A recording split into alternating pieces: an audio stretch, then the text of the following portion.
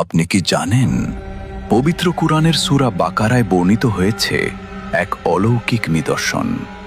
নবী হযরত উজাইর আলাইহিসসালাম একবার এক জনশূন্য ধ্বংসস্তূপ অতিক্রম করার সময় আল্লাহর কুদরত নিয়ে চিন্তা করছিলেন। তিনি ভাবলেন, আল্লাহ কিভাবে এই মৃত জনপদকে আবার জীবিত করবেন। আল্লাহ তাআলা তৎক্ষণাৎ তাকে মৃত্যু দিলেন এবং পুরো 100 বছর তিনি সেই অবস্থায় পড়ে রইলেন। এরপর যখন তাকে জীবিত করা হলো, তিনি ভেবেছিলেন হয়তো মাত্র একদিন বা তার কিছু অংশ অতিবাহিত হয়েছে। আল্লাহ তাকে বললেন, না, বরং তুমি 100 বছর এই অবস্থায় ছিলে। তাকিয়ে দেখো তোমার খাবারের দিকে, যা পচেনি, আর তাকিয়ে দেখো তোমার গাধাটির দিকে, যা কঙ্কালে পরিণত হয়েছে।